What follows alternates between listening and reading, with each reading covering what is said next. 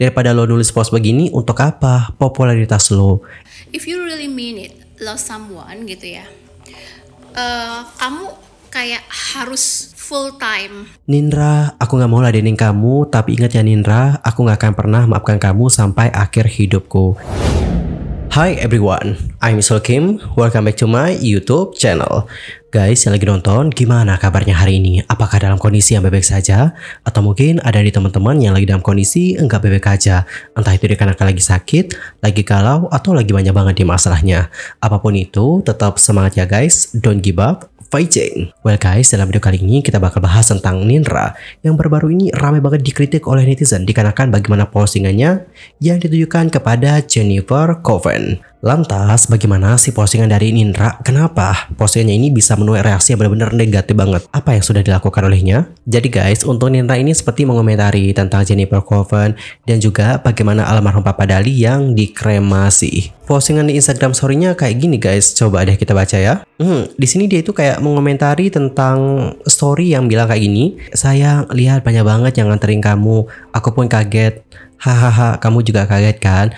Tapi nyata ya sayang, yang sayang sama kamu tuh banyak, yang doain kamu banyak, sampai ada yang bikin pengajian untuk kamu.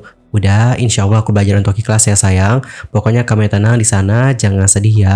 I love you singku. Besok kita ke pantai ya, rayain ulang tahun aku kayak yang kamu mau. Kita piknik di pantai ya sama Kamari. Love you.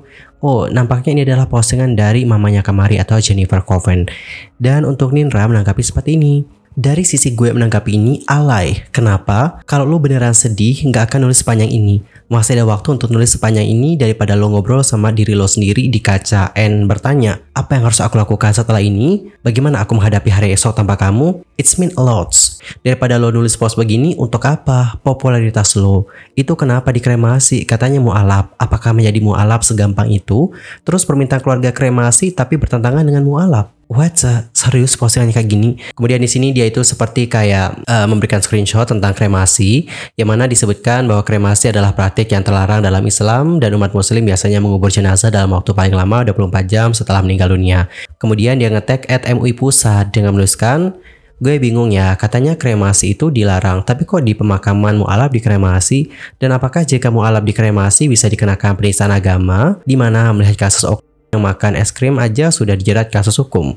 Tolong hukum keseimbangan dan keadilannya gimana ya? Terima kasih. Maaf, by the way mohon dilihat kembali deh kasusnya CO itu nggak sampai di penjara loh atau dihukum gimana-gimana loh. Mohon dilihat kembali ya. Dan menurut aku kayak agak gimana gitu ya membandingkan ini dengan itu. Kayak nggak apple to apple. Menurut aku sih seperti itu guys. Dan jujur gue agak kaget loh lihat story dia yang mengatakan tentang alay. Kenapa gue kaget ya? Karena setiap orang itu berbeda-beda guys cara dia mengungkapkan bagaimana kesedihan mereka, bagaimana kehilangan mereka. Ada yang ngeposting di sosial media, mencurahkan ini kepada teman-temannya, cerita sama keluarga, ada yang berdiam diri. Gak semuanya seperti yang Anda pikirkan, yang harus berkaca, nanya sama diri sendiri, gue bisa nggak nanti? Gue gimana ya tanpa kamu besok? Gue kayak gimana ya? Gak semuanya seperti itu. Aku punya teman, dia juga kehilangan pasangan, dan pas waktu ditinggalkan hampir setiap hari dia tuh ngeposting tentang pacarnya, ngeposting tentang kesedihannya. Apakah itu untuk popularitasnya? Aku rasa tidak. Dia juga bukan seorang selebgram, dia juga bukan seorang artis, tapi dia melakukan tersebut. Apakah itu untuk meningkatkan popularitasnya? Karena enggak. Itu merupakan cara dia untuk mengutarakan bagaimana kesedihannya dia, dan itu juga merupakan caranya untuk mengenang kekasihnya yang sudah pergi. Bahkan kemarin ada juga teman kuliah aku, itu suaminya meninggal dunia, dan dia juga sangat bersedih. Dia juga punya waktu untuk ngeposting. Apakah dia alay? Enggak. Itu merupakan caranya untuk mengutarakan bagaimana kesedihannya. Dan itu juga merupakan caranya untuk mengenang sang suami yang sudah pergi meninggalkannya. Dan itu bukan untuk popularitas ataupun bagaimana. Jujur agak kaget sih melihat ada postingan ataupun ada opini seperti ini. Gini, aku bukan berarti nggak setuju ataupun tidak menghargai bagaimana pendapat dari Kak Nindra.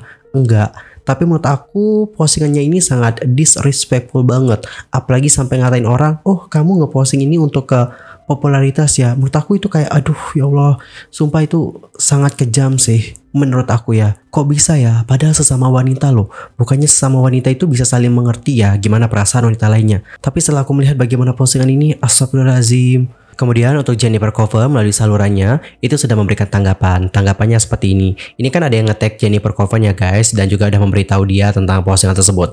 Dan tanggapan dari Mama Kamari seperti ini. Nindra, aku gak mau ladenin kamu, tapi ingat ya Nindra, aku gak akan pernah maafkan kamu sampai akhir hidupku. Ya Allah, sebelum kejadian ini juga aku bisa dapat followers dari konten aja. Kalau aku bisa tuker followersku dengan Dali, I will do it. Aku akan lakukan itu. Tuker hartaku dengan Dali. Aku rela gak punya uang sepeser pun asal Dali masih ada di dunia ini. Ya, ini adalah cara aku menghibur diri aku, cara aku merasa enakan. Kok masih ada ya yang jahat? Semoga Allah mencatat itu. Kemudian untuk Jennifer Coven di sini menyertakan sebuah screenshot yang mengatakan, aku nggak mau seuzon sendiri, tapi di benakku kayak bertanya-tanya. Jadi kemarin juga sempat bilangin sama keluarga kalian kalau ada masalah diselesain baik-baik bla bla bla. Kenapa terus kata-kata itu yang diucap? Terus ada postingan jadi yang klarifikasi tentang dia bebek aja dengan Dali setelah beberapa hari nggak post apapun. Tapi itu semua kembali ke kalian ya guys, gimana menanggapinya? Terus untuk Jennifer Coven menanggapi, ya Allah, perkara pas kremasi aku bilang kalau ada masalah sama orang langsung diselesain, apa jadi bahan omongan?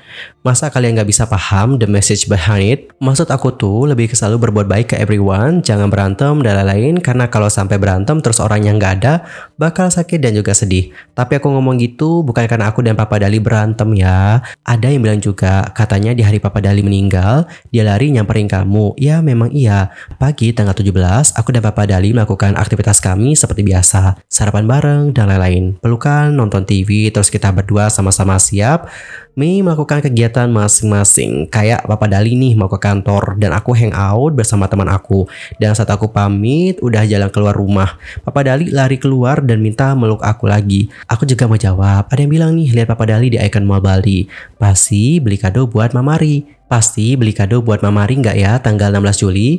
Aku dan Papa Dali ke Icon Mall bareng. Sama adiknya Dali juga kita jalan-jalan. Sekalian beli kado untuk ulang tahun Papa Dali hari itu. Jadi yang bilang kalau aku dan Papa Dali berantem apalah makanya kecelakaan, nggak bener sama sekali. Well, jadi seperti itulah bagaimana tanggapan dari Jennifer Coven. Dan jujur ya, mohon maaf banget sekali lagi untuk Kak Nindra. Menurut aku, Jennifer Coven itu bukan seseorang yang melakukan segala cara untuk mendapatkan followers. Karena aku juga udah lumayan lama juga sih ngikutin Jennifer Coven ya. Dia itu kan juga merupakan seorang aktris teman-teman. Dan sepenglihatan aku ya, dari dulu aku itu nggak pernah melihat dia itu melakukan gimmick untuk dapetin followers. Anyway, aku juga dapat paham kok bagaimana pendapat dari Nindra. Ya, bener banget, setiap orang bebas berpendapat dan setiap orang itu kan beda-beda pemikiran.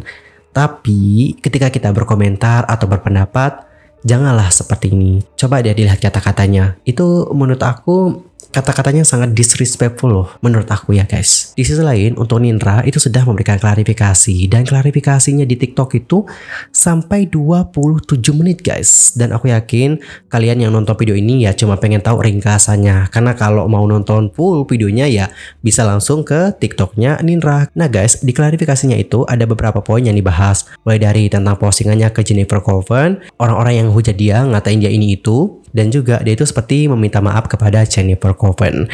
Dan untuk lebih jelasnya mungkin kita bisa lihat dulu seperti apa klarifikasi dari Nindra soal postingannya. Hai guys, so hari ini aku bakal melakukan beberapa konfirmasi ya terkait dengan beberapa pemberitaan yang beredar dan udah aku lihat udah sangat jauh gitu ya. Jadi aku harus melakukan beberapa konfirmasi gitu. Yang pertama terkait postingan aku gitu ya tentang pertanyaan MUI Pusat gitu ya. Dan di situ ada postingan aku terkait pertanyaan bukan pernyataan ya. Jadi kalau yang aku posting di situ adalah aku melakukan tagging ke pihak MUI Pusat karena aku adalah orang awam gitu ya, orang awam yang memang ingin mengetahui sebagai wacana, sebagai wawasan nih gitu. Karena kan aku lihat karakteristik masyarakat Indonesia itu kan memang harus dibekali dengan pengetahuan wawasan yang luas gitu. Sehingga aku melakukan tagging ke MUI Pusat, aku bertanya nih bagaimana hukumnya mu'alaf dan kremasi gitu. Dan aku bertanya loh itu ya, pertanyaan bukan pernyataan. Karena aku menyertai dengan tanda baca pertanyaan. Itu yang pertama. Yang kedua aku melakukan perbandingan dengan seseorang yang lain gitu. Nah, karena aku adalah orang awam, wajar dong aku nggak tahu gitu, sehingga aku harus melakukan tagging tersebut gitu. Nah, selanjutnya aku berharap bahwa diberikan penjelasan bagaimana, seperti apa, dan seperti itu gitu ya. Karena nih basically-nya gitu ya, yang aku tahu, aku tidak mau ada yang menggampangkan nih gitu, menggampangkan bahwa oh masuk muslim itu seperti ini loh gitu. Nah, terus kemudian aku hanya ingin mengetahui nih tata cara untuk masuk muslim gitu ya, tapi bukan untuk akunya, untuk semua masyarakat yang ada di Indonesia pastinya pengen tahu dong, apalagi sekarang sudah soundingnya udah sampai seluruh dunia tahu, bahkan ada artis asing gitu ya yang pindah ke agama muslim. Nah, itu makanya aku melakukan tagging ke MUI Pusat. Oke. By the way, kita pause dulu. Jadi intinya adalah dari statementnya tadi, dia tuh nge-tag MUI Pusat untuk bertanya-tanya tentang gimana sih hukumnya pemakaman seperti ini gitu bagi seorang mualaf. Tapi menurut aku ya guys, jujur gimana ya, itu kan urusan pihak keluarga ya. Aku ngerasa biarlah untuk itu keluarga lah yang ngurus ya. Kita sebagai orang luar gak usah lah guys. Terus yang aku pertanyakan adalah di sini untuk ke saudara Nandri itu kan nge-tag MUI Pusat supaya bisa dijelaskan tentang segalanya gitu ya kan. Lantas sih kalau sudah dijelaskan oleh MUI Pusat nih tentang hal itu, apa yang diinginkan oleh saudari Nandri? Maksudku adalah untuk mendapatkan informasi seperti itu kan juga bukan hanya dari MUI Pusat ya.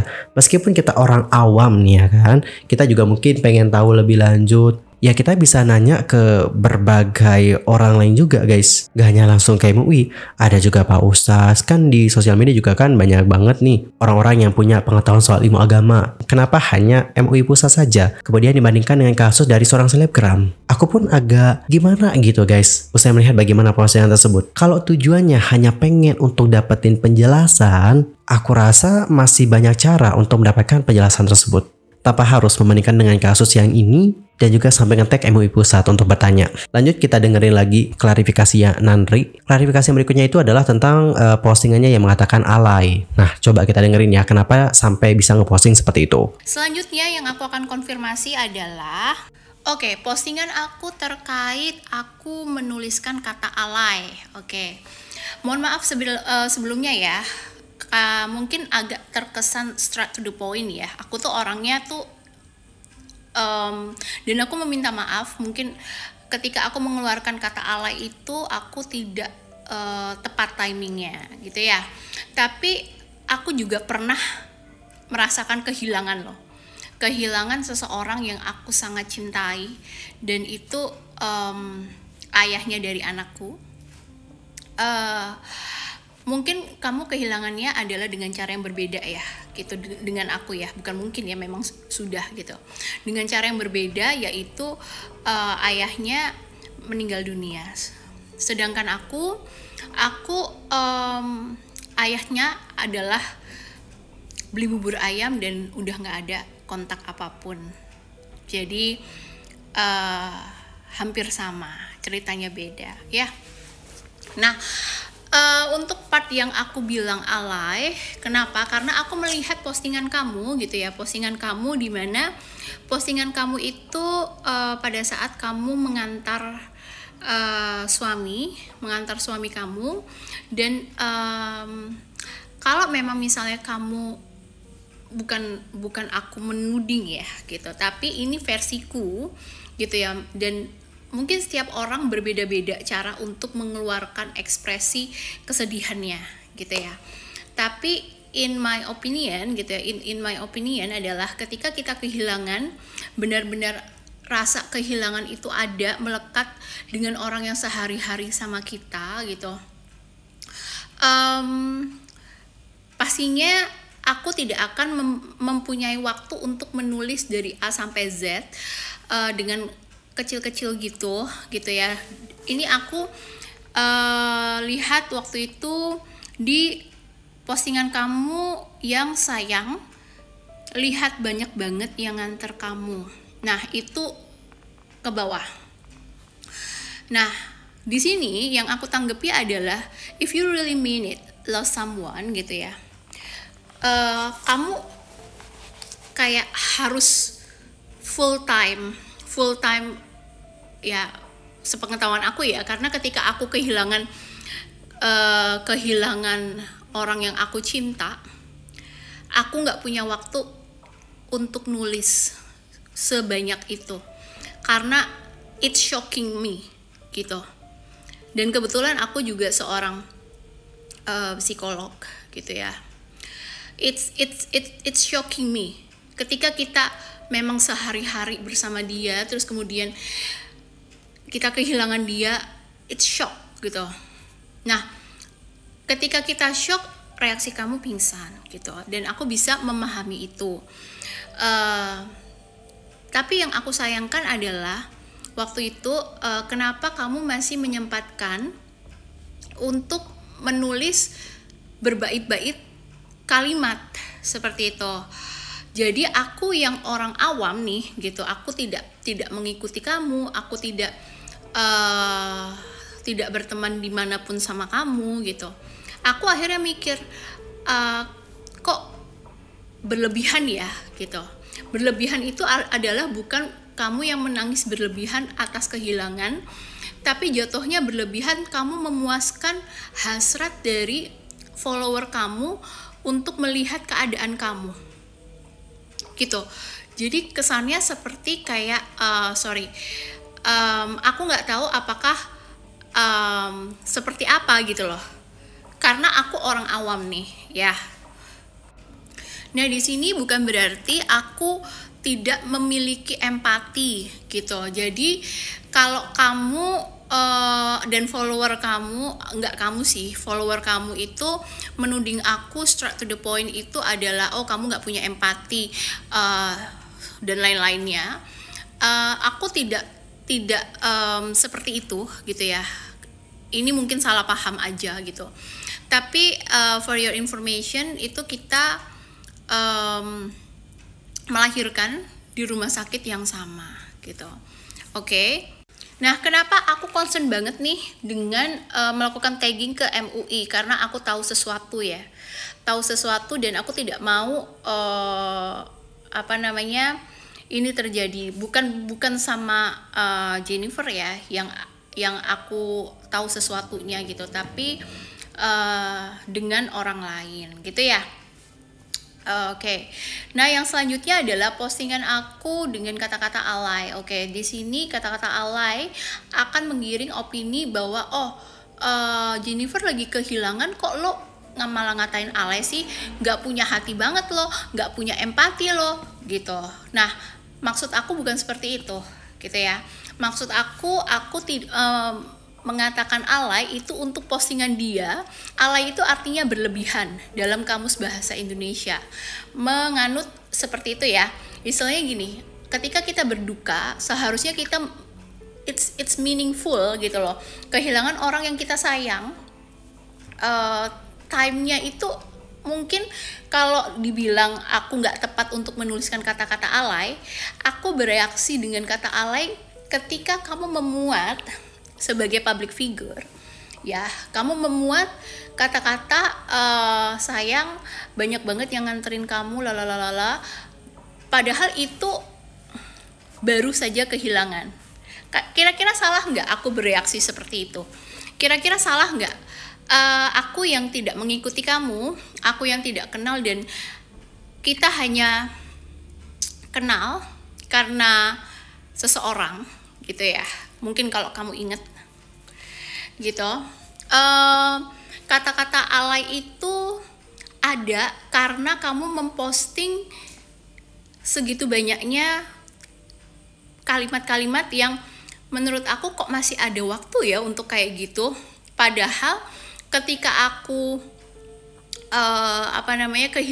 ketika aku kehilangan, aku benar-benar tidak punya waktu untuk itu.